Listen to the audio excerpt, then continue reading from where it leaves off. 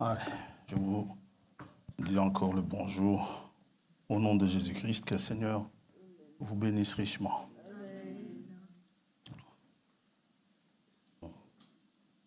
Frère Benoît, 55, c'est un bon chiffre. J'ai connu Frère Benoît, il devait en avoir 24, 23. Les années passent. Toujours aussi frais, c'est bien. Il y a juste la barbe qui blanchit un peu et la perte des cheveux, sinon le reste, ça va. Ah, d'accord. Il dit que je lui cause beaucoup de soucis. Ouais, c'est vrai. Nous allons prier. Il n'y a pas de nouveau aujourd'hui. Ça va s'éclaircimer. Seigneur. Père Céleste, Dieu Tout-Puissant, nous venons à toi avec la Bible devant nous pour que nous puissions plonger nos regards dans les Saintes Écritures. Et nous attendons à toi pour que tu nous éclaires au sujet de ce que tu as écrit au travers des hommes par le Saint-Esprit. Tu les as poussés à écrire ces choses et tu en es le seul interprète. Nous ne nous permettrons pas d'interpréter, nous lisons telle qu'elle est écrite. Et s'il y a lieu de commenter quoi que ce soit, que tu nous aides, que le commentaire soit fait dans le sens où toi tu as dit ces choses. Te bénissons et te remercions. Nous nous remettons à toi pour que tu nous donnes cette oreille attentive. Nous nous remettons à toi pour que tu donnes l'orateur cette langue exercée. Que vraiment ta parole soit maître au milieu de nous, qu'elle soit reçue dans les cœurs et qu'elle soit apportée et qu'elle nous soit bénéfique. Si nous la recevons telle que nous devons la recevoir, c'est sûr qu'elle nous sera bénéfique car ce sont des projets de bonheur que tu as fait pour nous. Pardonne-nous nos péchés, Seigneur. Au nom de Jésus-Christ, notre Seigneur, nous avons prié. Amen. Amen.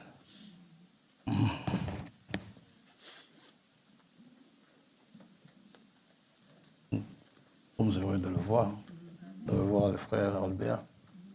Il croyait peut-être que les vacances ne se termineraient jamais. Ça se termine toujours un jour.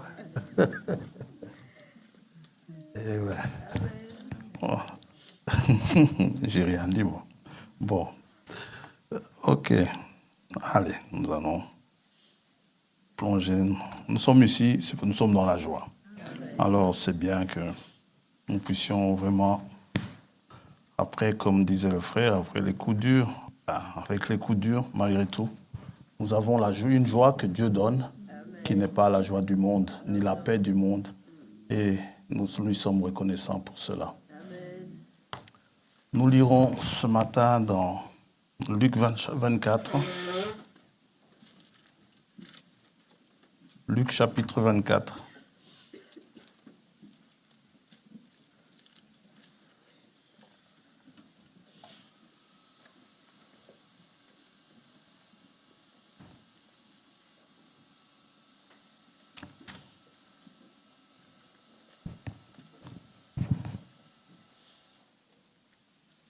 Verset 44. On restera encore longtemps là-dessus. Puis il leur dit, c'est là ce que je vous disais lorsque j'étais encore avec vous, qu'il fallait que s'accomplisse tout ce qui est écrit de moi dans la loi de Moïse, dans les prophètes et dans les psaumes. Alors, il leur ouvrit l'esprit afin qu'ils comprennent les Écritures. Et il leur dit, ainsi il est écrit que le Christ souffrirait et qu'il ressusciterait des morts le 3e jour, et que la repentance et le pardon des péchés seraient prêchés en son nom à toutes les nations, à commencer par Jérusalem. Vous êtes témoins de ces choses. Amen. Que Dieu bénisse sa parole. Vous pouvez vous asseoir. Les disciples, Cléopas et son ami, et même les autres, ici, c'est carrément à Jérusalem qu'il les a rencontrés. Donc c'est les 11 qui étaient restés, plus les autres disciples qui n'étaient pas les apôtres, ils sont appelés à être témoins de ces choses, de la mort et de la résurrection du Seigneur. Nous avons parlé les 2 semaines passées de la prédication, de la repentance et du pardon des péchés. La prédication, elle est nécessaire. La foi vient de ce qu'on entend. Et ce qu'on entend, si on entend des choses, c'est parce qu'il y a des personnes qui prêchent. Et la prédication, elle va droit au cœur. Et allant droit au cœur, elle provoque en nous un profond regret, un sentiment de regret. Et nous regrettons de vivre tel que nous avons vécu. Et nous avons la ferme intention de revenir vers Dieu. De revenir vers Dieu, on remarque dans la prédication que notre manière de vivre n'était pas conforme à ce que Dieu attendait de nous. Et nous regrettons. Et quand nous avons ce profond regret, c'est Dieu lui-même qui pèse ce regret. C'est Dieu lui-même qui évalue ce regret. Si le regret est sincère ou pas. Je peux vous afficher un visage désolé, mais là, dans le cœur, je rigole. Vous penserez qu'effectivement, je regrette, mais Dieu sait que je rigole dans le cœur. Alors à ce moment-là, la repentance n'y va pas. Mais si je le regrette vraiment, jusqu'au plus profond de mon cœur, eh bien, Dieu lui-même finit par regretter la sévérité de son châtiment en ce qui nous concerne. Et comme il est un Dieu de grâce, il pardonne. Amen. La prédication du pardon des péchés implique de faire connaître aux gens que Dieu est miséricordieux. Donc de faire connaître aux gens la richesse de sa miséricorde. Dieu est riche en miséricorde, nous dit l'apôtre.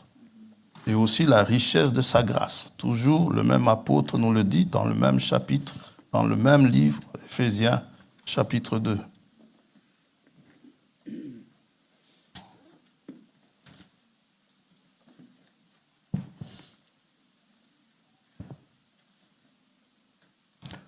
Autrefois, verset 1er, vous étiez morts par vos offenses et par vos péchés, dans lesquels vous marchiez autrefois selon le train de ce monde, selon le prince de la puissance de l'air, de l'esprit qui agit maintenant dans les fils de la rébellion.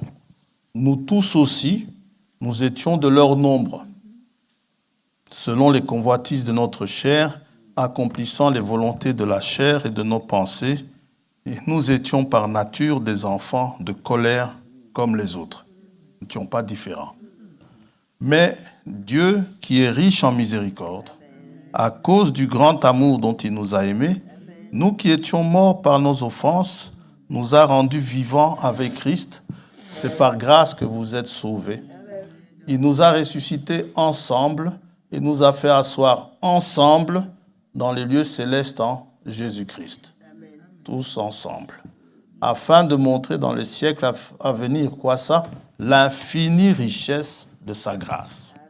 Sa grâce aussi est infiniment riche.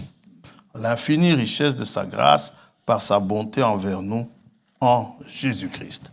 Donc, richesse en miséricorde et richesse en grâce. Et c'est sa nature. C'est dans la nature de Dieu que d'être miséricordieux. D'ailleurs, il attend de nous également cette même nature. Mais cela ne vient pas de nous, c'est lui qui nous transforme. Jésus dit, dans Matthieu 5, il dit « Soyez miséricordieux, comme votre Père céleste est miséricordieux. » Et toujours dans Matthieu 5, il dit ceci, « Ils sont heureux, les miséricordieux. Ils sont bénis. » Il y a une bénédiction dans cela. C'est une béatitude. Dieu est comme ça, si on doit le dire simplement, il est comme ça. Il est miséricordieux. Il aime pardonner. Comme nous avons vu, il est plus volontiers, il pardonne plus vite, plus volontiers qu'il ne condamne. Ça va? Il condamne moins vite qu'il ne pardonne. Comme on avait dit cela en langage imagé, si on doit faire une course avec Dieu, qui va comment dirais-je, qui va être coléreux avant l'autre, qui va piquer une colère avant l'autre dans certaines situations, on va le battre. Parce que nous sommes en colère très vite. Si Dieu était aussi vite en colère que nous, je ne sais pas si beaucoup de gens subsisteraient encore aujourd'hui. Ça va? Et qui donc sera en colère avant l'autre? La Bible nous rend ce témoignage. Dieu, il est lent à la colère. Là, nous avons la possibilité de le battre en cas de course. Par contre, pour ce qui est de pardonner, Dieu nous bat. Dieu pardonne plus vite que nous ne pardonnons. Dans Néhémie 9, nous avions lu cela.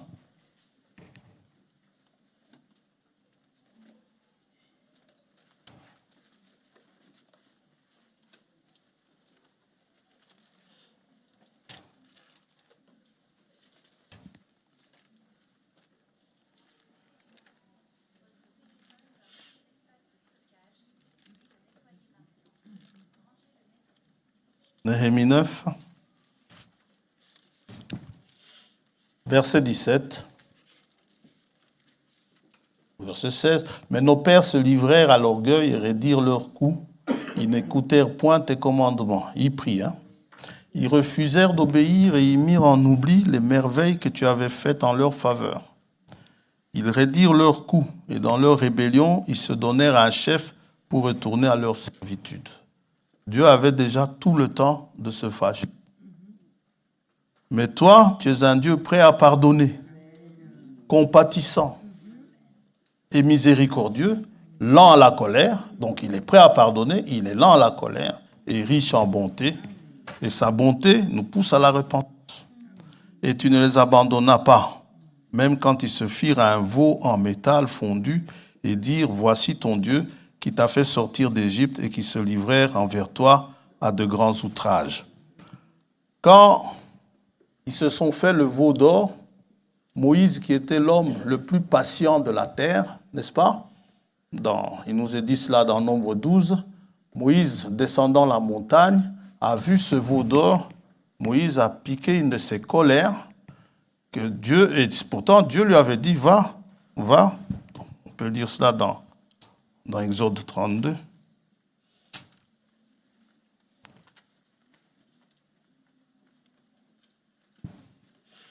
Moïse était plus vite en colère que Dieu.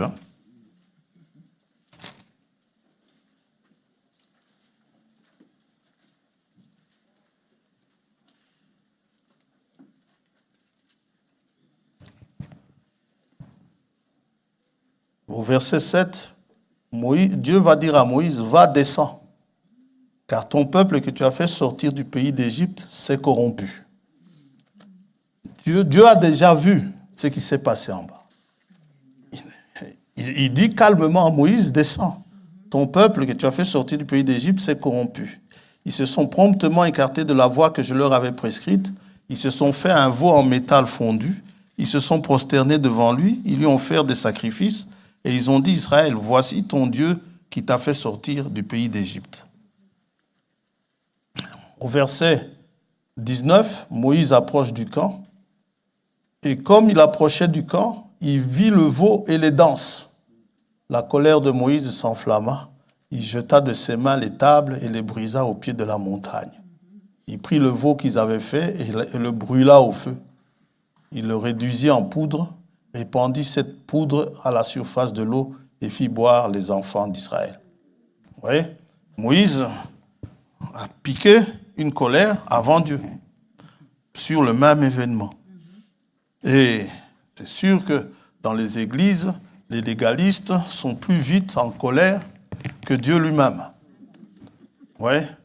Un légaliste va vous engueuler sérieusement, il va vous gronder sérieusement, Dieu va vous parler de sa voix douce et tranquille.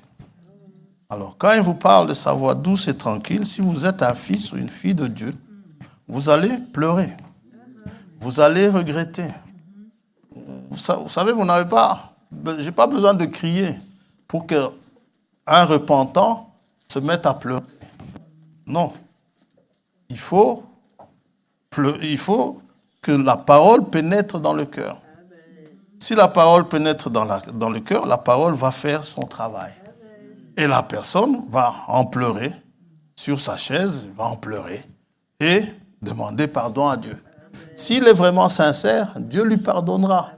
Mais moi qui prêche, en voyant la faute que vous avez commise, je mettrai du temps pour vous pardonner. Dieu, rien qu'à voir dans votre cœur ce qui ne va pas, eh bien, que vous le regrettez réellement, Dieu vous pardonne.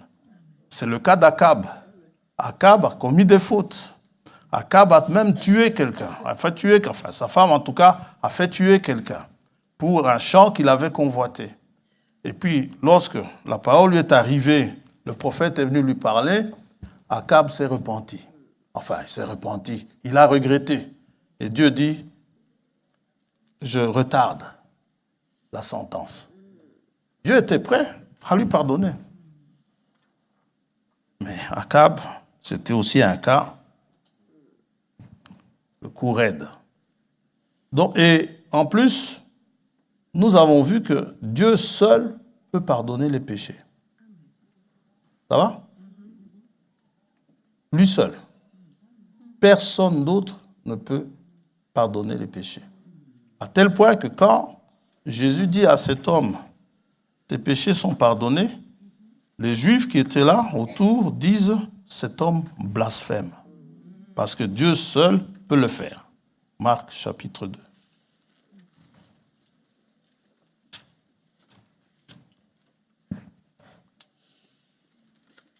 Quelques jours après, Jésus revint à Capernaum.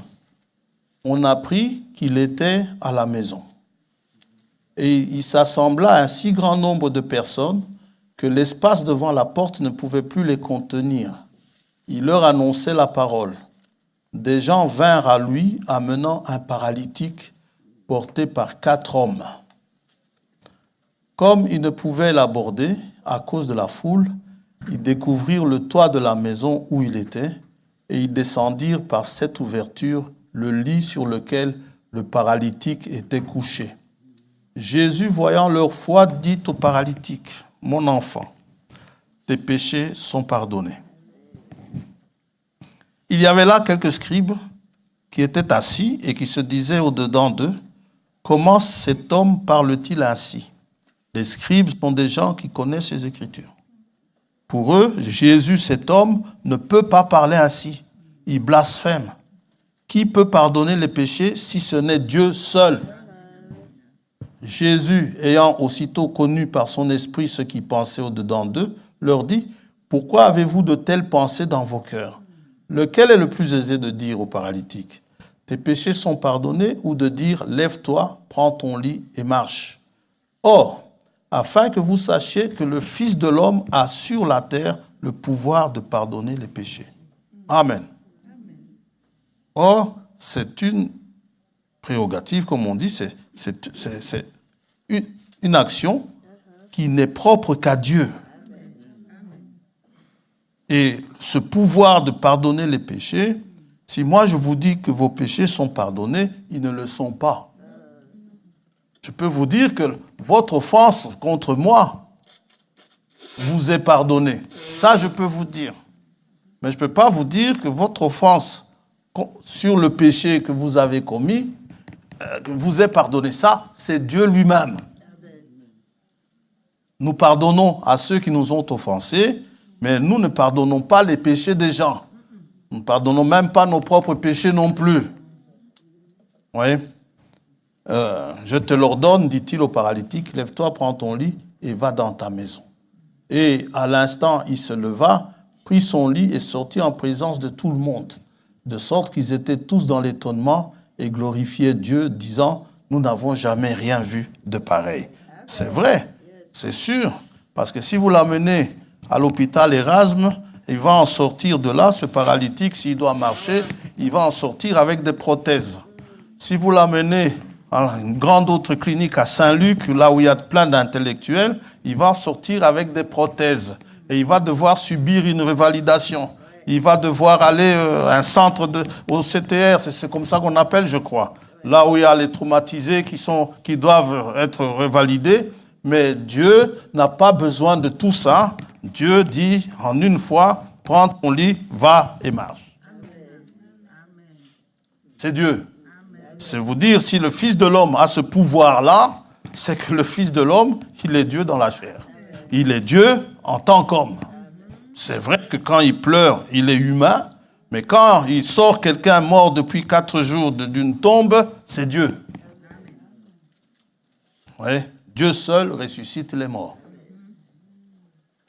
Ça aussi, il n'y a que Dieu qui peut le faire. Et Ésaïe 43, 25, dit ça. Le grand Jéhovah lui-même le dit, il dit ceci, Ésaïe 43.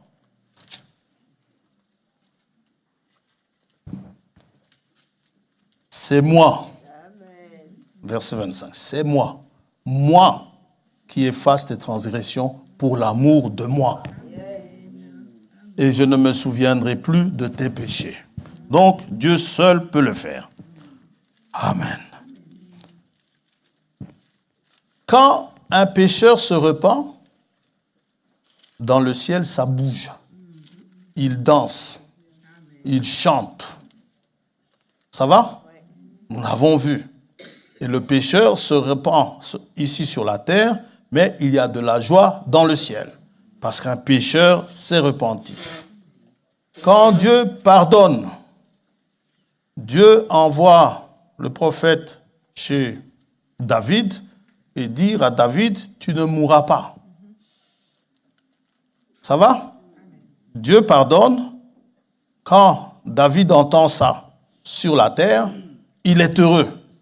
Il est heureux que Dieu lui ait pardonné ses péchés. Psaume 32, David le chante même. Il est tellement dans la joie, il le chante. Psaume 32. De David, cantique. Heureux celui à qui la transgression est remise. Il a expérimenté ça. Et il en est heureux. Heureux celui à qui la transgression est remise, à qui le péché est pardonné. Il est heureux. Quand vous chantez « Je suis heureux car Jésus m'a pardonné », c'est qu'il vous a pardonné de quelque chose où vous méritiez la mort. Ne chantez pas parce que David l'a chanté, chantez parce que Dieu vous a réellement pardonné. Heureux l'homme à qui l'Éternel n'impute pas l'iniquité et dans l'esprit duquel il n'y a point de fraude. Dans son esprit, il le regrette réellement. Et le pardon de Dieu est total. Dieu ne garde pas un petit coin de votre faute. Ce frère-là, oui, c'est bien, mais je n'aime pas sa manière d'agir. Parce que souvent, quand il me parle de cette manière, il m'a déjà... On pardonne certaines choses, on fait mine de pardonner, hein, frère, que Dieu te bénisse.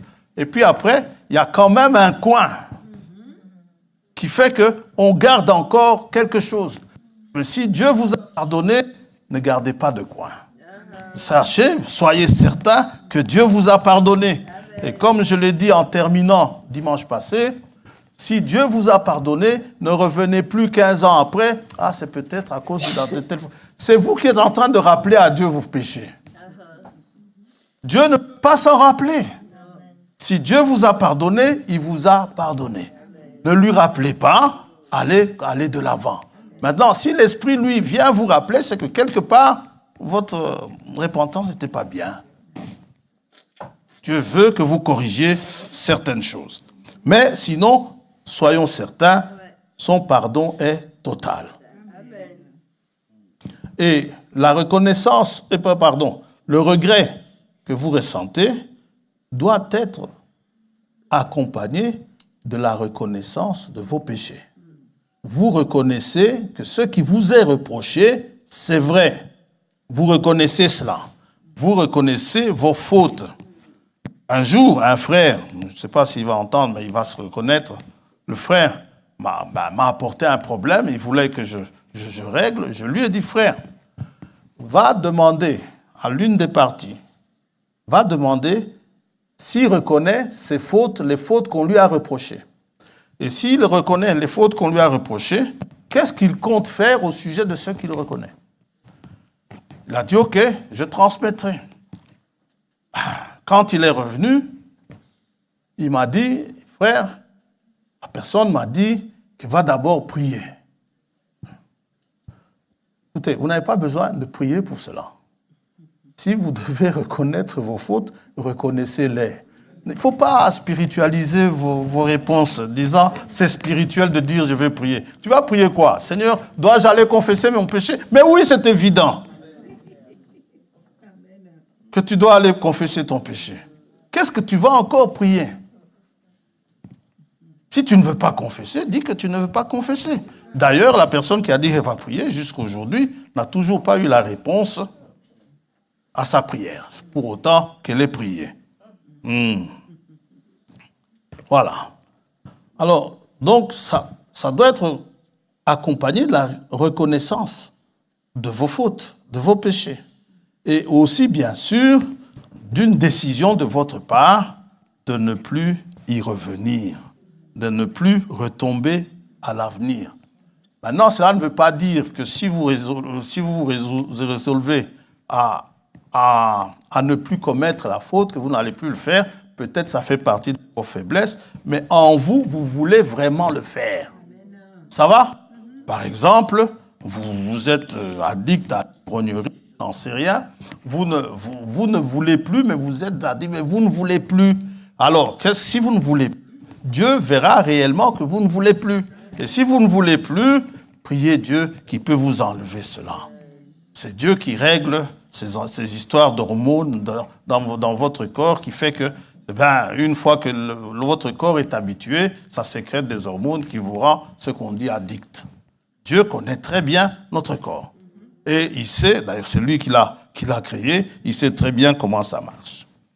Ça va? Donc, ce qui signifie que si quelqu'un demande que Dieu lui pardonne ses péchés, s'il a toujours dans sa pensée, s'il a toujours cette arrière-pensée de ne rien changer, moi, j'ai toujours été comme ça. Depuis que je suis né, j'ai toujours été comme ça. Reste comme ça, alors. On te demande d'oublier cette naissance-là. Il faut naître de nouveau. Sinon, reste comme ça. Moi, j'ai toujours été comme ça. Déjà, tu peux même demander à ma mère. Je me fiche d'aller demander à ta mère. Tu peux aller demander à mon papa. Mais non, je me fiche d'aller demander à ton papa. Ça n'a rien à voir. Je n'ai à demander à personne. Si tu as cette réputation-là dans ta famille, c'est une mauvaise réputation. Ça va? Qu'est-ce que vous voulez que je dise? Que votre maman ou votre papa dise « Oui, mon fils ou ma fille a toujours été comme ça, donc c'est vrai. » Mais non! D'ailleurs, le papa ou la maman doit prier pour vous si vous avez toujours été comme ça. Cet enfant, depuis qu'il est né, il est comme ça. C'est pas bon, ça. Il faut changer. Dites amen à ça. Amen. Donc, si quelqu'un demande pardon pour ses péchés avec l'arrière-pensée de ne rien changer, désolé de le dire, mais le pardon divin n'est pas pour lui. Dieu ne lui pardonnera pas. Mais si il veut absolument être changé, si c'est vraiment quelque chose en lui, il sera changé. Nous avons vu pendant la semaine comment des gens ont été changés, n'est-ce pas? Des gens qui étaient peureux avant, après la Pentecôte, c'était des hommes tout à fait différents. Ils n'étaient plus les mêmes, ils n'étaient plus peureux. Des gens qui pouvaient être timides, ils pouvaient ouvrir la fenêtre et parler à toute une foule gigantesque. Ils pouvaient même parler au milieu d'un Sanhédrin qui essayait de les impressionner. Autant le Sanhédrin les impressionnait avant, autant après la Pentecôte, le Sanhédrin ne les impressionnait plus. Ce qui signifie que Dieu a le moyen de changer les gens. Dieu a le moyen de changer un pécheur ignorant en quelqu'un, en un puissant prophète. Oui, et en un serviteur à qui d'ailleurs il a remis le royaume, les clés du royaume. Donc la nature de Dieu pousse Dieu à pardonner. C'est sa nature. La bonté de Dieu pousse l'homme à se repentir. Romains 2, chapitre 2, verset 4. Maintenant, devant le Dieu saint, lorsqu'on vient demander pardon, l'apôtre dit ceci. Dans Hébreux 9.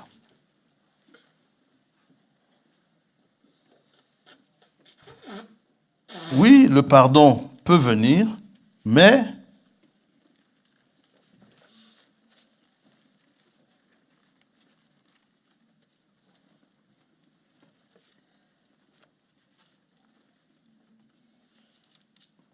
verset 22, et presque tout, d'après la loi, est purifié avec du sang.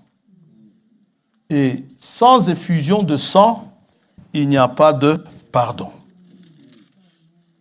C'est dire que dans le péché, il y a un caractère violent. Ça va? Quelque chose, il faut que le sang coule. Et le sang ne coule pas comme ça, de lui seul. Il faut vraiment que le sang puisse couler d'une manière, on peut le dire, violente.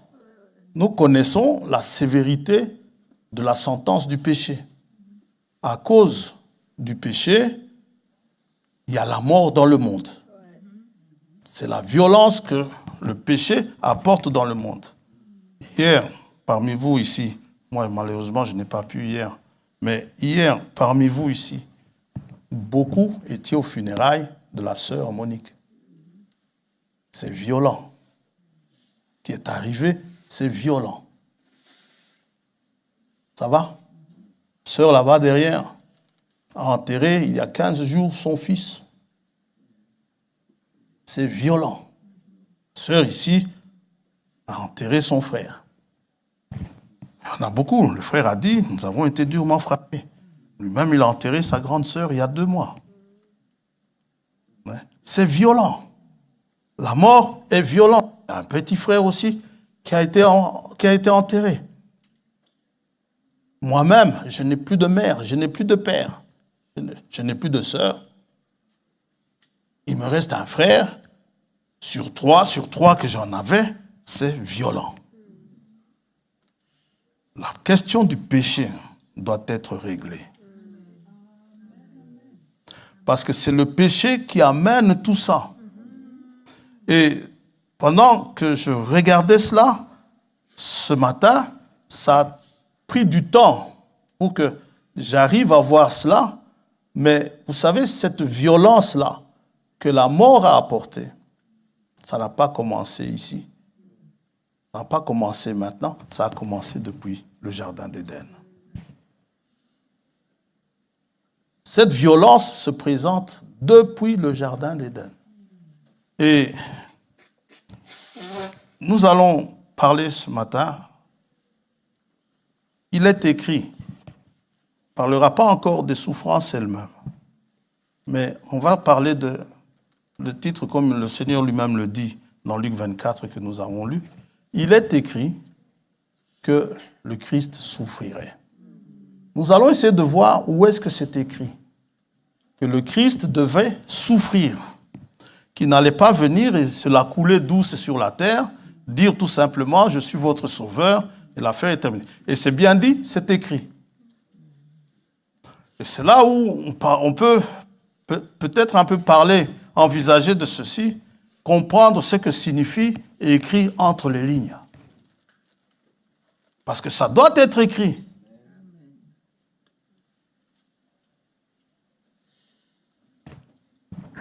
Genèse.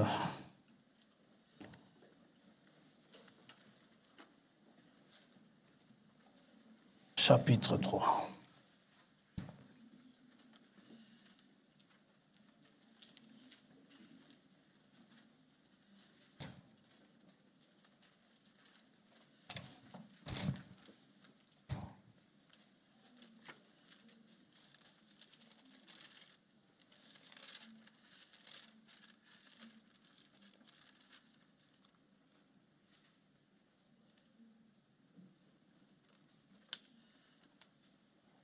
On peut commencer au chapitre 2, verset 15. L'Éternel Dieu prit l'homme et le plaça dans le jardin d'Éden pour le cultiver et pour le garder. L'Éternel Dieu donna cet ordre à l'homme: tu pourras manger de tous les arbres du jardin. C'est l'ordre. Mais tu ne mangeras pas de l'arbre de la connaissance du bien et du mal, car le jour où tu en mangeras, tu mourras certainement. Au moment où l'Éternel Dieu dit ça à Adam, il n'y a encore rien de mort dans le jardin d'Éden. Pas un animal mort, pas une feuille morte, rien de mort dans le jardin d'Éden. Tout est vivant, tout vit dans le jardin d'Éden. Mais tu ne mangeras pas de l'arbre de la connaissance du bien et du mal. Tu peux manger le fruit, mais le fruit des autres arbres, mais l'arbre de la connaissance du bien et du mal, tu n'en mangeras pas. Le jour où tu mangeras, tu mourras. Alors, ce qui fait, avant la chute, il n'y a pas de mort. On ne déplore pas de mort dans le jardin. La chute arrive. Toujours dans le jardin, la chute arrive. Regardons ce qui se passe. Chapitre 3. Le serpent était le plus rusé de tous les animaux des champs que l'Éternel Dieu avait fait. Il dit à la femme: Dieu a-t-il réellement dit, vous ne mangerez pas de tous les arbres du jardin? La femme répondit au serpent: nous mangeons du fruit des arbres du jardin. Mais quant au fruit de l'arbre qui est au milieu du jardin, Dieu a dit, vous n'en mangerez point, et vous n'y toucherez point, de peur que vous ne mouriez. Alors, le serpent dit à la femme, vous ne mourrez point. C'est quoi ça, la mort? Vous ne mourrez pas. Mais Dieu sait que le jour où vous en mangerez, vos yeux s'ouvriront et que vous serez comme Dieu, connaissant le bien et le mal. Ils seront comme Dieu. Ça va? Alors, c'est comme Dieu là m'a interpellé. Vous serez comme Dieu. Moi, je dis, est-ce qu'il n'y a pas une erreur dans ma version Scofield? Je regarde dans Darby, c'est aussi comme Dieu. Alors, je me rappelle quelqu'un qui a voulu être comme Dieu. Ézéchiel 28. Et puis on va revenir.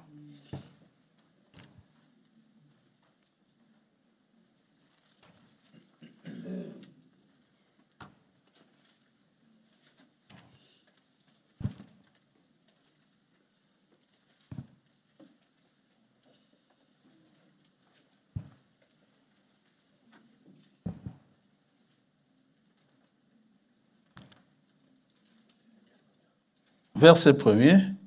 La parole de l'Éternel me fut adressée en ces mots. Fils de l'homme, dis au prince de Tyr, ainsi parle le Seigneur l'Éternel. Ton cœur s'est élevé et tu as dit, je suis Dieu. Je suis assis sur le siège de Dieu au sein des morts. Toi, tu es homme et non Dieu, et tu prends ta volonté pour la volonté de Dieu.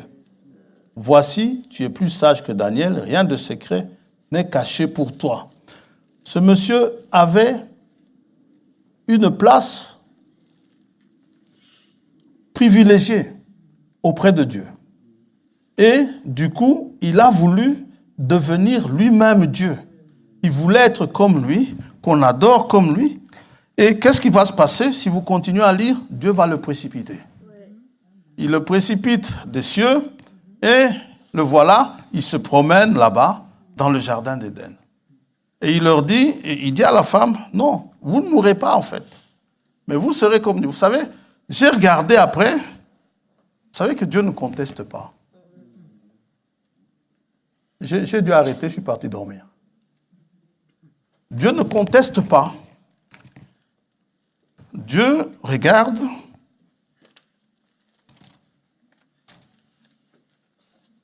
Au verset 22 du chapitre 3, Dieu reconnaît ceci, il dit, l'Éternel Dieu dit, voici l'homme est devenu comme l'un de nous, pour la connaissance du bien et du mal. Empêchons-le maintenant d'avancer sa main, de prendre de l'arbre de vie, d'en manger et de vivre éternellement. Le péché place l'homme dans quelle position? Dans une position presque, comment dire ça, de rivalité entre lui et Dieu. Que l'homme peut se croire il peut se prendre pour un Dieu. D'ailleurs, on les voit. Les grosses têtes, n'est-ce pas? Qui aiment se montrer. Ou ceux qui aiment quand ils passent au milieu de la foule, on leur chante. Jalelo machin et ainsi de suite. On les passe du haut des nuages. Ils veulent être Dieu.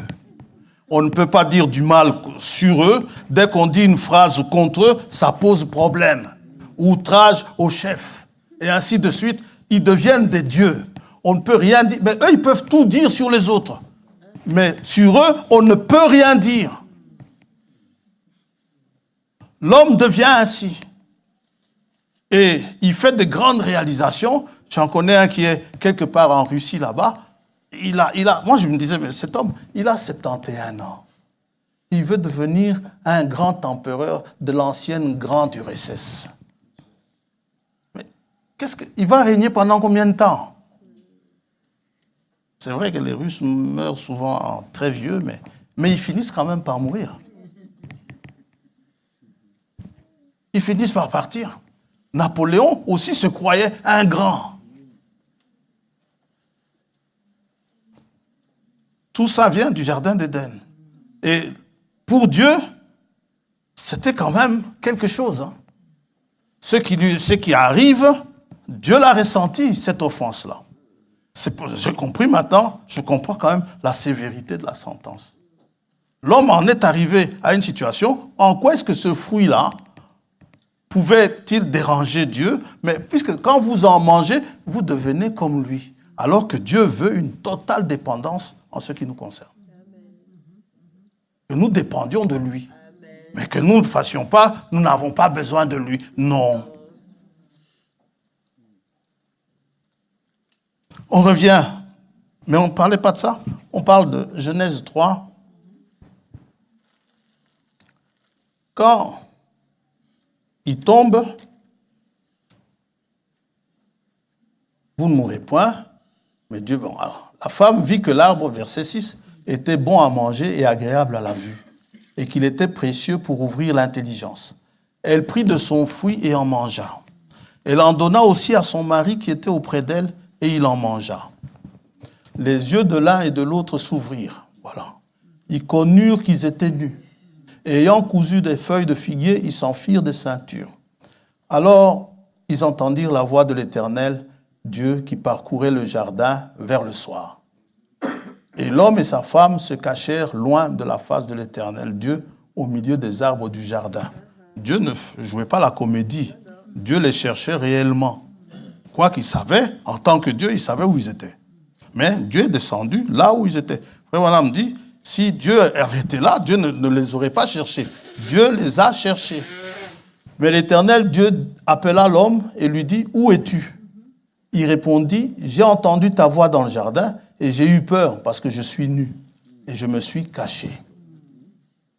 Et l'Éternel Dieu dit, qui t'a appris que tu es nu? Est-ce que tu as mangé de l'arbre dont je t'avais défendu de manger? Autre chose qui interpelle, l'homme rejette sa faute à lui sur Dieu. Il dit, c'est pas de ma faute. La femme que tu as mise auprès de moi, toi, la femme que toi tu as mise auprès de moi, m'a donné de l'arbre et j'en ai mangé. Bref, c'est Dieu qui est quasiment coupable.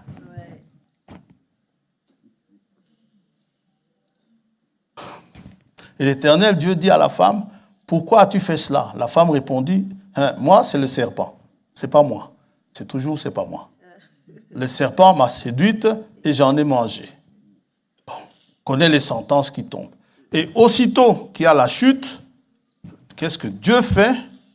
Dieu, verset 21, l'Éternel Dieu fit à Adam et à sa femme des habits de peau et il les en revêtit. D'où premier mort dans le jardin d'Éden.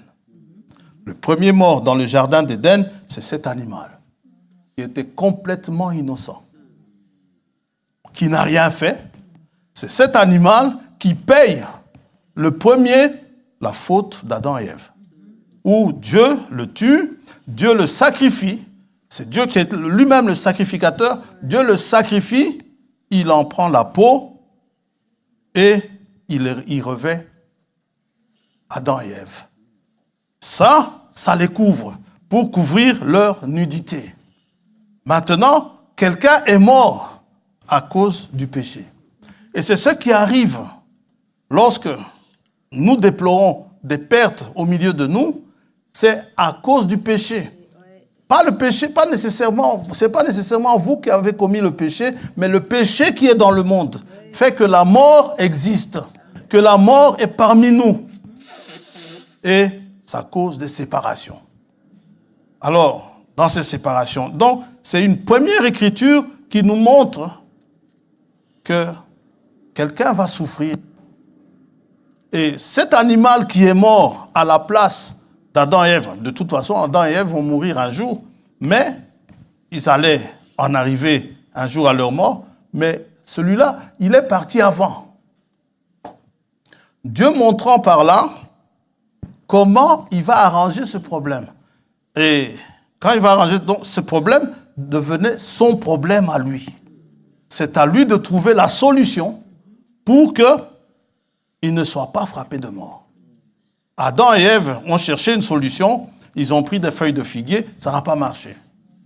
Par contre, la solution de Dieu, c'est déjà une écriture qui montre que quelqu'un doit mourir, un innocent, à leur place.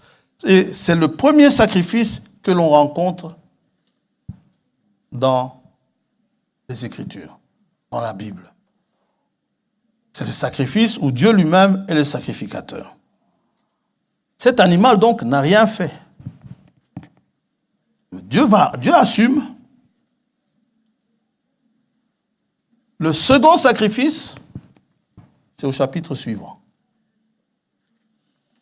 Verset 1er, chapitre 4. Adam connut Ève, sa femme. Elle conçut et enfanta Caïn, et elle dit, « J'ai acquis un homme de par l'Éternel. » Elle enfanta encore son frère Abel. Abel fut berger, et Caïn fut laboureur. Au bout de quelque temps, Caïn fit à l'Éternel une offrande des fruits de la terre. Et Abel, de son côté, en fit une des premiers-nés de son troupeau et de leur graisse. On met le sacrifice de Caïn de côté, c'est vrai, il est parti prendre des fruits de la terre, mais cela ne nous intéresse pas.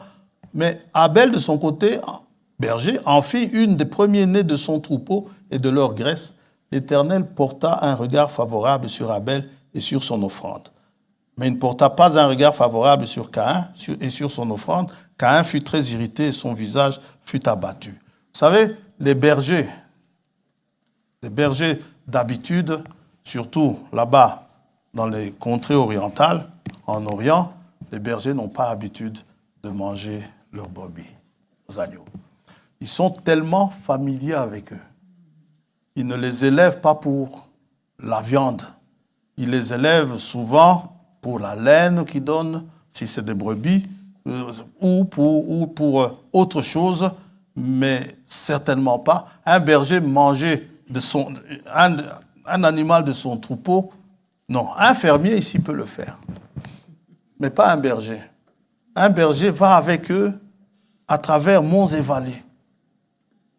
Ça va?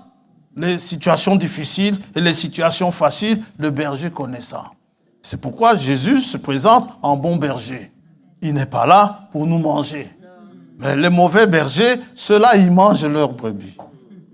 Et Abel, il prend une de ses brebis et il la tue. Ou, Abraham dit que quand il prend la brebis a bêlé, la brebis a parlé en langue. Amen. A fait ben. C'est tout ce que la brebis ou l'agneau a dû faire. Et la manière dont Abel a tué cet animal, eh bien, c'était pas avec un couteau aiguisé. Il n'y en avait pas. Ce pauvre animal devait subir les pires souffrances pour en arriver jusqu'à la mort. Oui. Et il prenait peut-être une pierre taillée pour pouvoir égorger cet animal de son troupeau. Ici, nous avons des sociétés de défense du bien-être animal, n'est-ce pas? Gaïa, essayez de tuer un animal comme Abel a tué le sien, Gaïa va se lever et va porter plainte contre vous. D'ailleurs, ceux qu'on amène aux abattoirs, nous qui courons souvent aux abattoirs pour acheter de la viande, un jour j'étais là-bas, je vais vous le dire après, je ne sais pas, ils ont passé l'enregistrement d'un animal qu'on était en train d'égorger. Ça passait sur le haut-parleur, je ne sais pas d'où ça venait, mais j'entendais ça. Mais l'animal a agonisé pendant des heures. Hein, jusqu'à ce que vous ne l'entendiez plus. Oh, ça vous enlève même à ce moment-là l'envie de manger de la viande. L'animal a agonisé pendant des heures.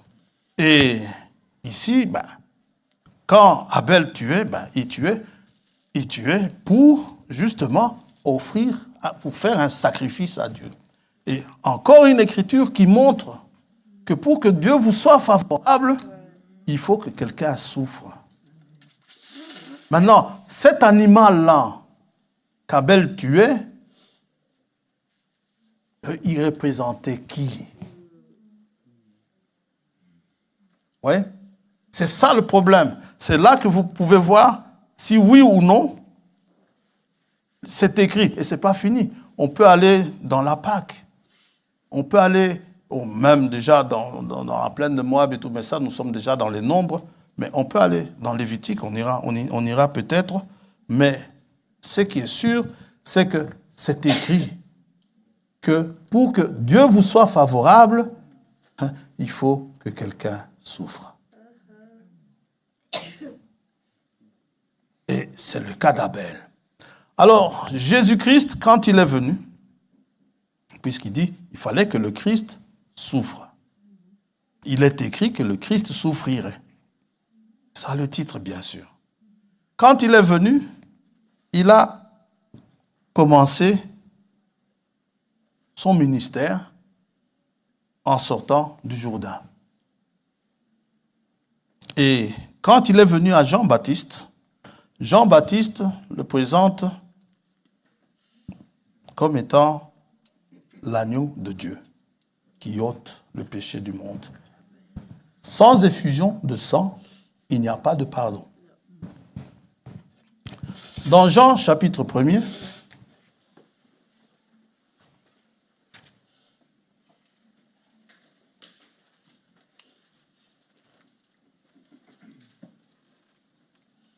verset 29, le lendemain, il vit Jésus, Jean, venant à lui et il dit, voici l'agneau de Dieu qui ôte le péché du monde.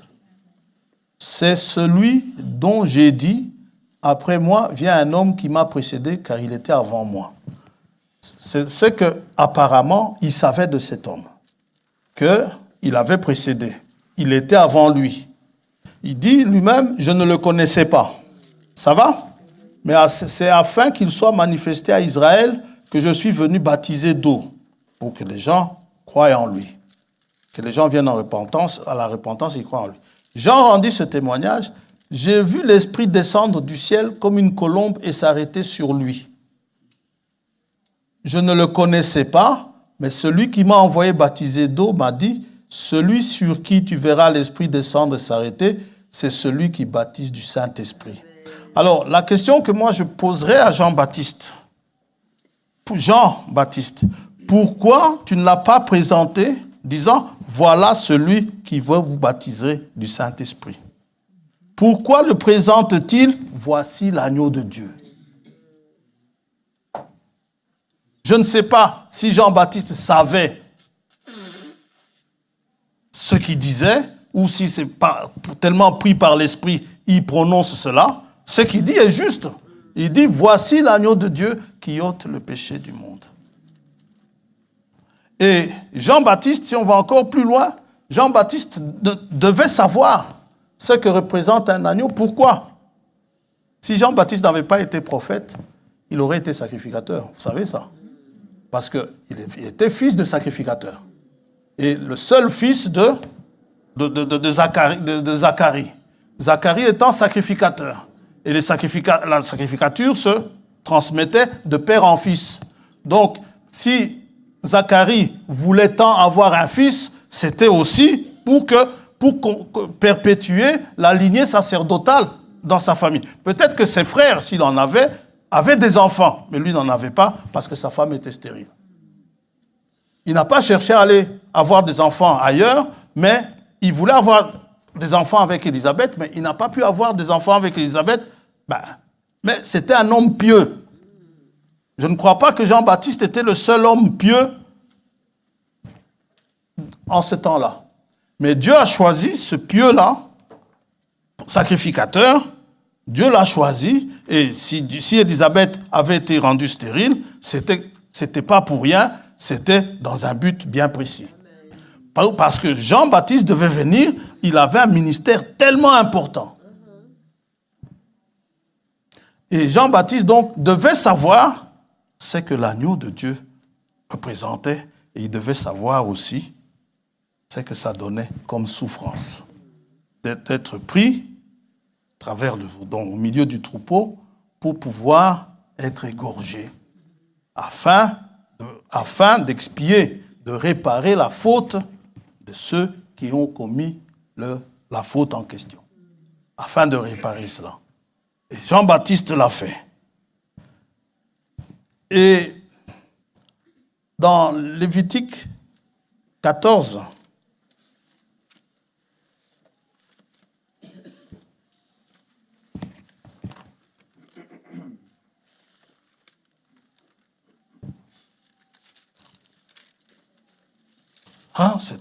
tous ces sacrifices dans Lévitique, c'est écrit que le Christ devait souffrir.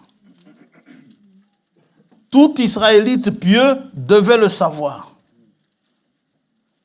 Dans Lévitique 14, il nous est dit, le sacrificateur prendra l'un des agneaux et il offrira en sacrifice de culpabilité.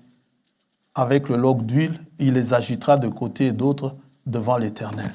Il égorgera l'agneau, immolé. C'est ça, égorger. Il égorgera l'agneau dans le lieu où l'on égorge les victimes expiatoires et les holocaustes dans le lieu saint. Car dans le sacrifice de culpabilité, le pauvre agneau, il n'a rien fait, mais il est offert en sacrifice de culpabilité, comme s'il était coupable, comme dans le sacrifice d'expiation. La victime, et pour le sacrificateur, c'est une chose très sainte.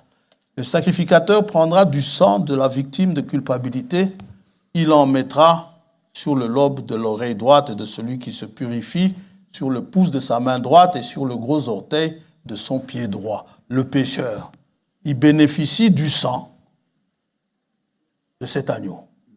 Et bénéficiant du sang de cet agneau, l'innocence de l'agneau lui revient à lui, sa culpabilité va sur l'agneau. Et tout cela est écrit. Les sacrifices que Dieu demandait qu'on fasse n'étaient pas juste des actes de rituels. Ce n'était pas juste des rituels, c'était des messages que Dieu transmettait. Que nous devions savoir que quelqu'un allait venir, allait prendre notre place et mourir à notre place. Et c'est d'une mort violente. Et cela, tout pieux devait le savoir, mais ça a échappé aux Juifs. Et Dieu l'a fait exprès pour que les Juifs soient aveuglés, pour que vous et moi, nous soyons sauvés. C'est ainsi que Dieu les a aveuglés et étant aveuglés, ils ne l'ont pas reconnu comme étant celui qui devait venir. Eux, ils attendent toujours celui qui va venir en tant que lion, en tant que fils de David. C'est tout ce qu'eux attendaient. D'ailleurs, pour certains, des gens comme Bartimée et d'autres, pour eux, quand il passait, c'était le fils de David. Ce n'était pas vraiment l'agneau de Dieu, c'était le fils de David. Parce qu'ils n'avaient pas encore compris ces choses-là. Et lorsque Jean l'a présenté, voici l'agneau de Dieu qui ôte le péché du monde, les disciples de Jean ont entendu cette phrase-là. Ils ont entendu cette déclaration que Jean fait, voici l'agneau de Dieu qui ôte le péché du monde. Et ce qui est incompréhensible, c'est que comment est-ce qu'ils ont été si lents à comprendre que ça devait arriver au Christ quand ils ont entendu, parce que quand Jean a dit, voici l'agneau de Dieu qui ôte le péché du monde, ils ont reconnu directement qu'il s'agissait du Christ, du Messie. On revient dans Jean chapitre 1er.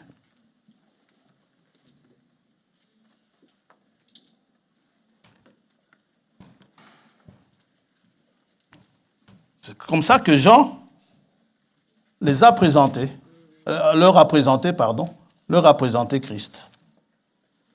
Et quand il le présente ainsi, ils reconnaissent au verset 35, le lendemain, Jean était encore là avec 2 de ses disciples.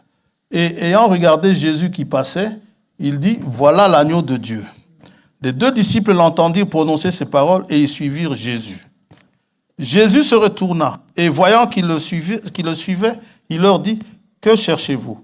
Ils lui répondirent, Rabbi, ce qui signifie maître, où demeures-tu? Venez, leur dit-il, et voyez. Ils allèrent et ils virent où il demeurait, et ils restèrent auprès de lui ce jour-là. C'était environ la 10e heure. André, frère de Simon-Pierre, était l'un des 2 qui avaient entendu les paroles de Jean et qui avait suivi Jésus. Ce fut lui qui rencontra le premier son frère Simon, et il lui dit, nous avons trouvé le Messie. Nous avons trouvé le Christ. Rien qu'avec la déclaration, donc ce qui signifie Christ, rien qu'avec la déclaration, voilà l'agneau de Dieu qui ôte le péché du monde. Oui. Et c'est ainsi que, le Seigneur leur reproche qu'il n'ait pas compris que le Christ devait souffrir d'abord premièrement. Quand l'agneau d'Abel mourait, au moment où Abel le sacrifiait, il criait dans une langue inconnue. Jésus, en mourant sur la croix, il meurt en criant avec une langue inconnue. Eli, Eli, lama sabachthani, personne n'a compris. On a compris après. Mais en ce moment-là, personne ne comprenait que c'était l'agneau qui était en train de mourir. L'agneau, et il mourait justement à l'heure même que Dieu avait fixée pour que l'agneau soit offert. Puisqu'on l'a crucifié, il est resté suspendu à la croix de la 6e heure, je crois, jusqu'à la 9e, et ainsi de suite, si j'ai bien retenu. Donc, il a été crucifié de la 6e heure à la 9e heure. Les sacrificateurs ont eu le temps de le voir être crucifié et de laisser ça pour aller au temple et offrir l'agneau de la Pâque. Mais ce n'était plus là-bas, au temple, qu'il fallait sacrifier. Le véritable sacrifice était là. Et c'est ainsi que Dieu a permis que la lignée de sacerdoce de Zacharie soit anéantie, qu'on coupe la tête à Jean-Baptiste. Zacharie n'avait pas besoin d'avoir un fils sacrificateur. Il n'y aurait plus besoin de sacrificateur une fois que Jean-Baptiste avait présenté le Seigneur. Parce que l'agneau que Dieu avait choisi pour le sacrifice, pour le pardon des péchés, eh bien, l'agneau était là. Le temps de l'accomplissement était là. Et comme le temps d'accomplissement était là, il a donné sa vie. Le temple, on l'a dit ici il y a quelques semaines, il y a quelques jours, le temple n'avait plus de raison d'être. Jésus a dit, il ne restera pas pierre sur pierre. Le temple devait partir. On n'a plus besoin du temple aujourd'hui. Maintenant, le temple peut y être pour que Dieu vienne habiter parmi nous, mais pour ce qui est d'offrir les sacrifices, on n'en a plus besoin. C'est ainsi qu'aujourd'hui, les Gaïa et consorts, tous ceux qui s'insurgent pour le bien-être animal, Dieu les laisse faire. Vous savez, les frères d'en face ici, je vais enlever le mot frère, ceux d'en face ici, ils ont l'habitude de faire, à leur fête du mouton, ils ont l'habitude d'amener, à leur haït, là, d'amener un mouton. Mais eux, ils disent que c'est une fête de partage. Non. Dieu a institué, a institué la Pâque, non pas pour que nous partagions à manger la nourriture, mais pour nous montrer qu'un agneau allait venir. L'agneau nous parle de la venue de Jésus-Christ. Eux, si ça leur parle juste du repas, ça c'est leur problème. Oui, mais c'est bien de copier, mais il ne faut pas copier pour le plaisir de copier. Alors, les habits de peau, quand je vous dis que c'est depuis le jardin d'Éden, les habits de peau qu'on a revêtus Adam et Ève, c'est quoi? C'est ce qui reste d'un animal qu'on vient de sacrifier. Où est la viande? On sort juste la peau d'un animal. C'est que, où est la viande? Où sont les os? Et tout cela est destiné, n'est-ce pas, à l'Holocauste, au feu. Au feu pour vous montrer les souffrances. Si on devait brûler, ça nous parle de la fournaise. Brûler. L'autel nous parle de la fournaise. L'autel, c'est un lieu de souffrance. Où l'agneau était, où la bête était étendue, l'animal était étendu, et pour pouvoir y être égorgé. Dans Lévitique 7,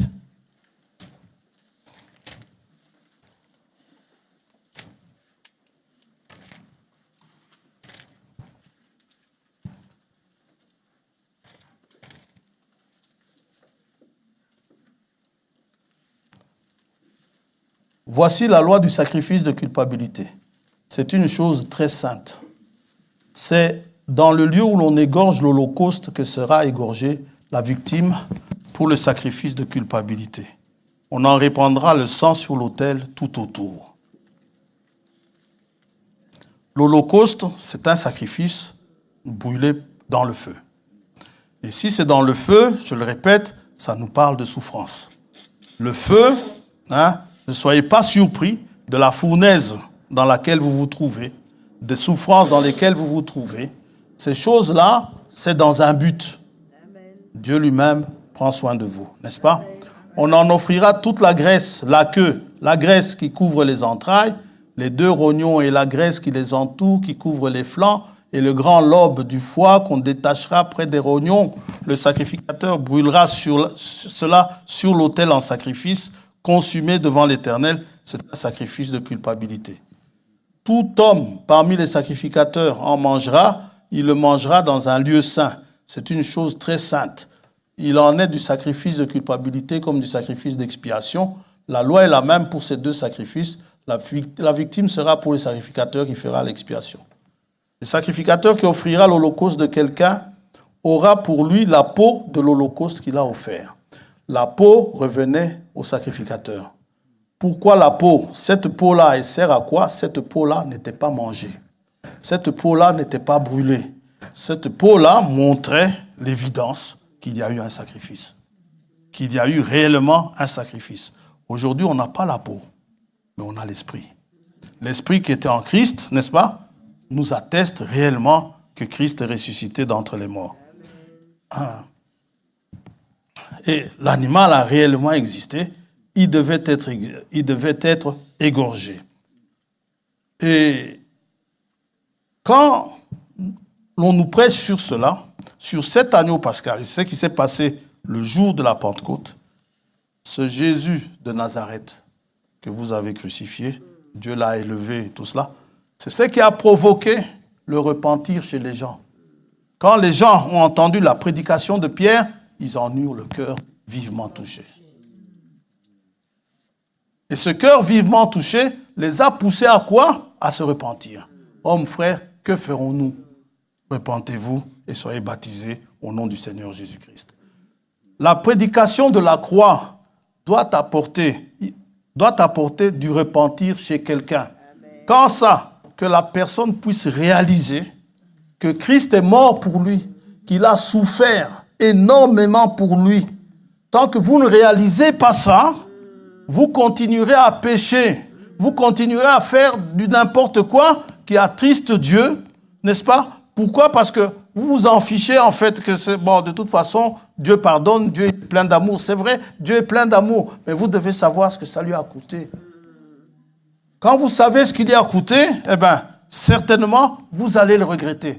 C'est un peu comme si vous faisiez quelque chose. Je ne sais pas si ça vous est déjà arrivé. Moi, ça m'est déjà arrivé l'une ou l'autre fois. Je peux jouer avec un enfant pas très âgé, 2-3 ans, qui ne connaît pas beaucoup de choses. Même un peu moins ou un peu plus, c'est pas grave. Mais en jouant avec l'enfant, je joue avec l'enfant, l'enfant fait une bêtise. L'enfant fait une bêtise et puis son papa ou sa maman vient, paf, tape l'enfant. Or, c'est moi qui jouais avec l'enfant. Je l'ai un peu poussé à faire sa bêtise en jouant avec lui. Et puis finalement, quand on le tape, vous vous dites, c'était quand même un peu de ma faute. Hein. Ouais, je ne sais pas si ça vous est déjà arrivé. Hein. Lorsque quelqu'un d'autre paye à votre place, vous savez que c'est de votre faute. Et que la personne paye à cause de vous, ça vous fait quand même quelque chose. Si ça ne vous fait rien, alors il n'y a plus rien à faire. Quand on apprend ce que ça a coûté à Dieu fait homme, son péché, ça ne peut pas nous laisser insensibles. Ça ne peut pas nous laisser insensibles. Nous devons absolument dire non, Seigneur, c'est de ma faute. Qui ça? David, ça lui est arrivé. David, il commet une bêtise énorme. Lorsqu'il commet la bêtise, David commande un recensement. Personne ne lui a rien demandé. Vous voyez, quand l'homme il se croit un peu légal à Dieu. C'est arrivé à David. David voulait régner sur un grand pays, un grand Israël. Hein? La grande URSS, c'est comme l'autre ici. Mais David n'est pas Poutine. Oui. David, il s'occupait de son pays, le pays que Dieu lui a donné. Alors, David, il a voulu régner. Et même, il y a son officier qui lui dit, mais pourquoi mon Seigneur veut faire ça? David dit, c'est moi le roi. OK? Tu le fais. OK? Il est parti le faire. 2 Samuel 24.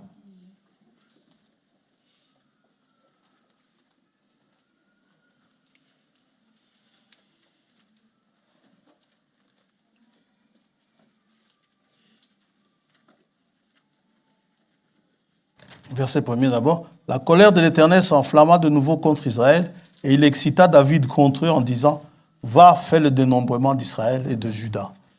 Et le roi dit à Joab, qui était chef de l'armée et qui se trouvait près de lui, parcours toutes les tribus d'Israël, depuis Dan jusqu'à Beersheba, qu'on fasse le dénombrement du peuple et que je sache à combien il s'élève.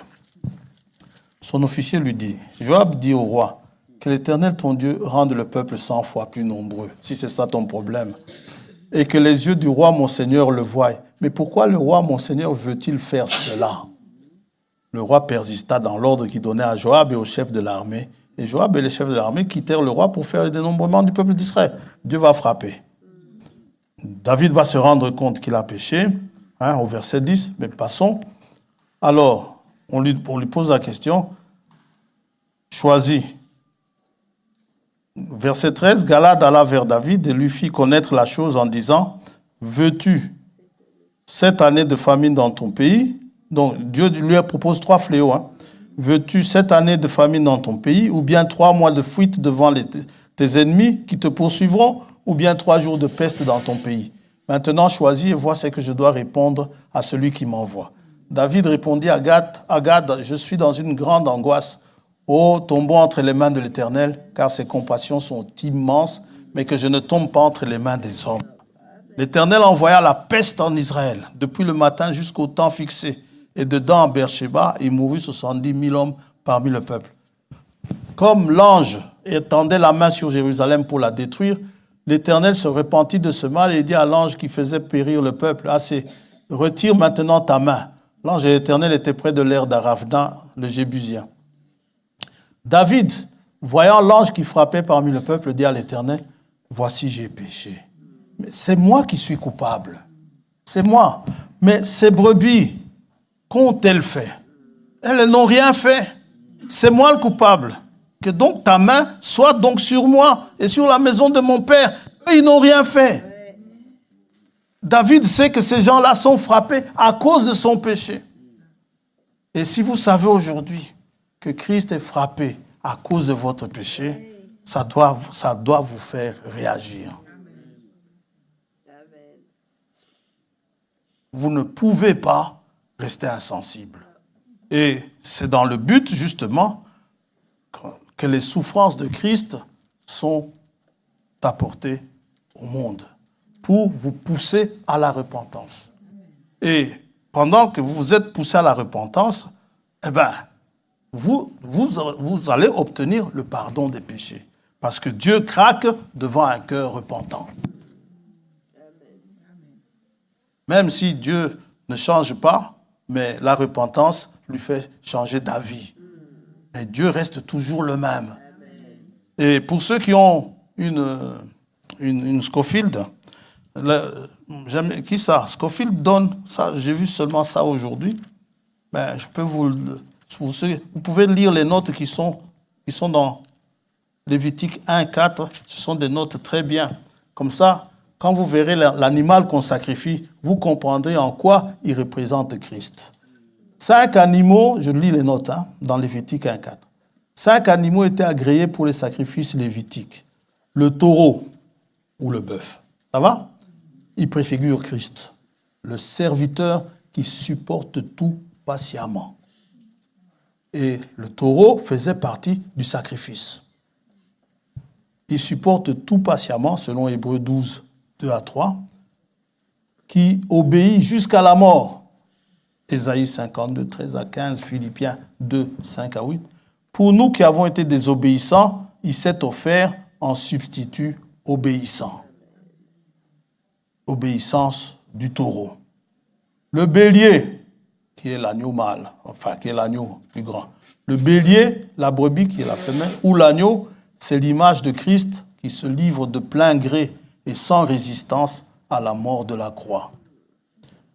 Le bouc ou la chèvre, il y a parfois le pécheur qui est représenté par le bouc. C'est ainsi, cet animal représente premièrement le pécheur, oui, mais c'est pas ça que je... Celui qui n'ayant point connu le péché a été fait péché pour nous, voilà. C'est pour ça, donc il a été fait péché. C'est comme ça que le bouc, dans Lévitique, vous pouvez le trouver représentant Christ. Et quand vous voyez tous ces sacrifices être exécutés, alors il y a les pigeons, la tourterelle, et c'est les oiseaux qui... L'innocence. Complètement innocent. Vous voyez? Et aussi, ils sont associés à la pauvreté. Pour le pécheur qui est pauvre, qui n'a pas de taureau, qui n'a pas d'agneau, qui n'a pas ces choses-là. Alors, ces souffrances de Christ doivent être apportées. Et nous devons savoir que Christ devrait souffrir. Nous devrions le savoir. Si nous ne le savons pas, nous allons le louper. Du moins à la première venue. Et les Juifs, c'est pour cela qu'ils l'ont loupé. Maintenant, comme ils l'ont loupé, Dieu leur a donné encore une ouverture. Lorsqu'il viendra, il y aura le jour du grand pardon où il va se montrer à eux. Un jour, on y arrivera là-dedans. Il va se montrer à eux et ça va provoquer chez eux le repentir. Ils vont pleurer. Ils vont regretter de l'avoir raté, de l'avoir loupé. Ils vont pleurer comme on pleure sur un fils unique. Selon ce qui est écrit dans Zacharie. Et ils vont pleurer parce qu'ils vont reconnaître qu'enfin, ils l'ont rejeté. Ils ne l'ont pas reconnu. Maintenant, ils vont reconnaître que c'est lui le Messie. Et quand ils vont le reconnaître, ils obtiendront le pardon. Vous savez, ce sera la grande fête de l'expiation. Et justement, la grande fête de l'expiation est appelée chez les Juifs. Eux, ils font ça encore maintenant en type. quand ça arrivera réellement dans son accomplissement, eh bien, ils appellent cette fête-là, c'est la fête du grand pardon. Là où Dieu va leur pardonner. Ils le disent, mais ils ne savent pas pourquoi. Ils disent cela, mais vous et moi, nous avons, aujourd'hui, Dieu nous a fait grâce. Il nous a envoyé un prophète pour que nous puissions comprendre ces choses. Et que la repentance est une question essentielle. Pourquoi Dieu ne baptise-t-il plus du Saint-Esprit comme dans l'Église primitive? Question de repentance. Beaucoup pleurent aujourd'hui dans les assemblées à cause d'une émotion. Un cantique les émotionne tellement qu'ils finissent par craquer, ils en pleurent. Dès qu'ils sortent d'ici, avant l'indépendance égale après l'indépendance. Oui. Et c'est ainsi que ça va. Mais celui qui se repent réellement, qui change réellement, c'est tout simplement merveilleux. Et si vous êtes vieux, vous avez marché pendant 90 ans, vous en avez 94 ou 94, pendant 90 ans dans le péché, ne dites pas c'est trop tard, mon temps c'est fait. Non, vous pouvez vous repentir. Alors celui qui s'est repenti à 18 ans va dire c'est pas juste. Il s'est amusé pendant 90 ans. Moi, je ne me suis jamais amusé. Depuis 14 ans, mon papa m'a amené là-bas à l'assemblée. Je me suis jamais... Mais c'est pas juste. C'est tout à fait juste. Vous ne venez pas dans ce monde pour vous amuser. D'ailleurs, là où votre papa ou votre maman vous a amené, c'est la bonne place. Pour que vous puissiez connaître Dieu. Ces choses du monde n'ont rien à voir à faire avec nous. Le jour où nous en mangerons, nous mourrons. Et c'est à cause de cela qu'il y a toutes ces violences que nous voyons aujourd'hui. Toutes ces morts que nous avons à déplorer. Tous ces bien-aimés que nous devons enterrer. Tout ce qui nous arrive, toute cette tristesse qui nous accable, eh bien, c'est à cause de quoi? C'est à cause du péché. Et cela a commencé depuis le jardin d'Éden. Et il est écrit qu'effectivement, le Christ souffrirait. C'est écrit. Qu'on ne se dise pas, ce n'est pas écrit. Mais c'est écrit entre les lignes. Quand on vous dit que Abel sacrifiait le premier-né de son troupeau, ce n'était pas de la rigolade. Ce n'était pas de la rigolade pour l'agneau. Quand on vous dit que dans Exode 12, que l'agneau de la Pâque représente Christ, ce n'est pas de la rigolade pour cet agneau-là. Pendant 4 jours, il devait être observé. Il était attaché, on l'observait. S'il était sans tâche, on n'avait rien à lui reprocher, on l'égorgeait. Alors que on devrait plutôt égorger celui qui est reprochable. Celui à qui l'on peut reprocher l'agneau, qu'on peut reprocher à celui-là, il ne tiendra pas le coup. Allez, tuons-le. Non, il faut qu'il soit irréprochable, sans défaut. C'est réellement un sacrifice. Ça va? Que Dieu vous bénisse. Et Pierre nous dit, dans 1 Pierre 11, 1 Pierre chapitre 1er, on va terminer parce que beaucoup sont fatigués aujourd'hui. Ne vous en faites pas, il y a l'heure d'hiver qui arrive. Vous dormirez 1 heure de plus. Enfin, ce jour-là seulement. Pas tous les jours. Ce jour-là seulement. 1 Pierre 1, verset 10. Les prophètes qui ont prophétisé touchant la grâce qui vous était réservée ont fait de ce salut l'objet de leur recherche et de leur investigation. Ils voulaient sonder l'époque et les circonstances marquées par l'Esprit de Christ qui était en eux et qui attestait d'avance, l'Esprit de Christ attestait d'avance les souffrances de Christ et la gloire dont elles seraient suivies. Aucune excuse si vous êtes lecteur de la Bible. Les prophètes ont attesté de ces choses depuis longtemps. Ça va? Et Jésus a réprimandé les apôtres, enfin les disciples, pour n'avoir pas compris cela, que le Christ devrait souffrir.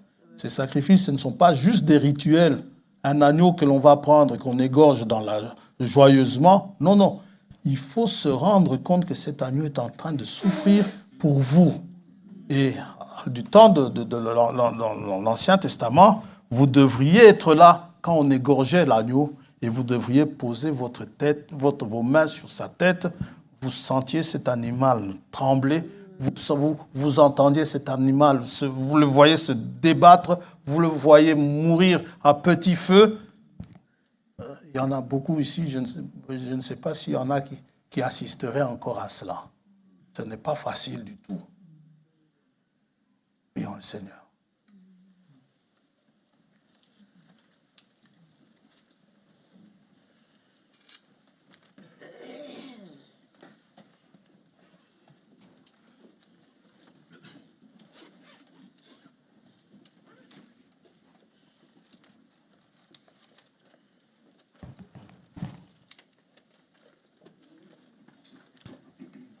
Pendant que vous vous identifiez à l'agneau et qui crie à la croix, réalisez-vous que c'est pour vos péchés. Réalisez-vous, comme dit Ésaïe, le châtiment qui nous était destiné tombait sur lui. Réalisez-vous cela. Si vous le réalisez, vous êtes heureux. Vous êtes bénis. Prions le Seigneur. Père Céleste, pour mes maladies, tu as accepté d'être meurtri. Par tes meurtrissures, je suis guéri.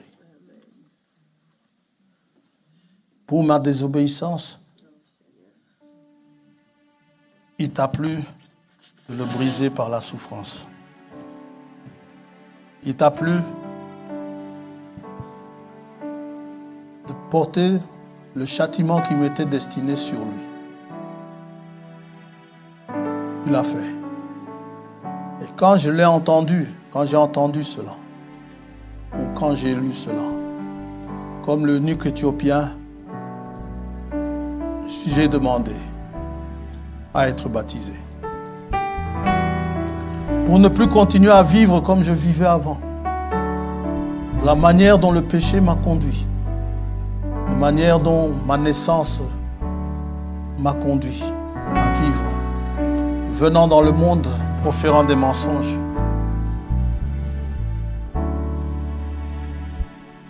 Tu veux que la vérité soit en moi. Que toi-même puisses, par ta grâce, la placer dans le cœur d'un chacun.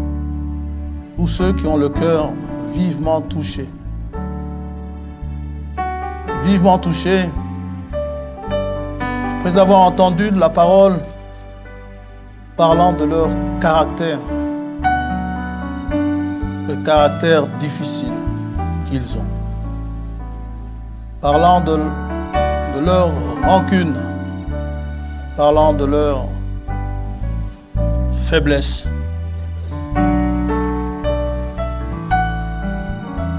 parlant de leurs infirmités mentales, physiques, de toutes sortes.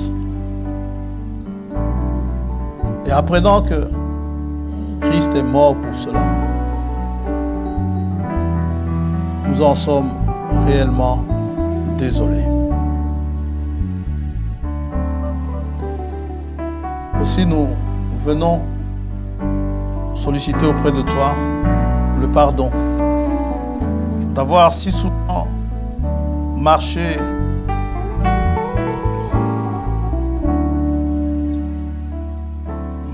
dans la désobéissance, comme dit Paul, selon le train de ce monde, de t'avoir si souvent attristé. Peut-être même qu'après le baptême, nous avons continué, ne réalisant pas très bien ce que ça t'a coûté. Ainsi qu'il nous a été dit en cet âge, ce jour-là sur le calvaire, ce jour-là, la question de mon péché était réglée. Je voudrais t'exprimer ma reconnaissance en abandonnant ma vie entre tes mains la vie de mon frère ici présent entre tes mains. La vie de ma sœur entre tes mains. Que tu bénisses chacun. Et selon les coups que nous avons reçus,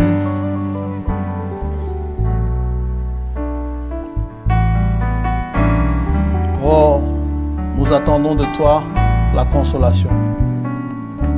Cette consolation qui nous vient, que Christ est mort, qu'il est ressuscité et qui vit parmi nous, au milieu de nous, étant le vivant. Te remercions. Bénis tes enfants. Sois avec ceux qui voyagent, que tu les protèges.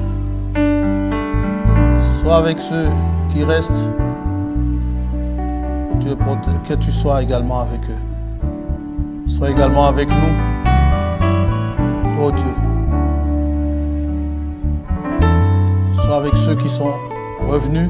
Merci Père que tu aies permis qu'ils soient revenus. Que tu les bénisses. Et bénis les bien-aimés qui nous ont envoyé les salutations. Là où ils sont.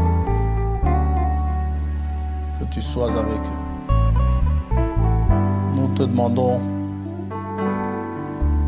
de nous assister, de nous ouvrir les yeux comme tu as ouvert les yeux de ces disciples, que tu nous ouvres l'esprit, que nous comprenions ces choses, car nous avons besoin de les comprendre pour réellement aller dans la véritable repentance que tu attends de nous.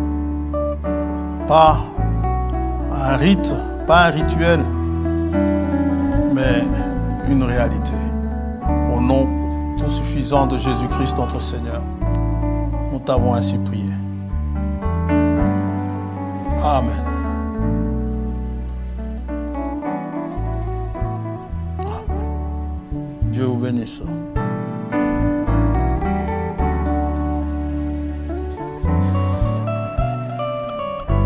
Vendredi 6 du 10, premier vendredi du mois, réunion de prière. Que Dieu vous bénisse.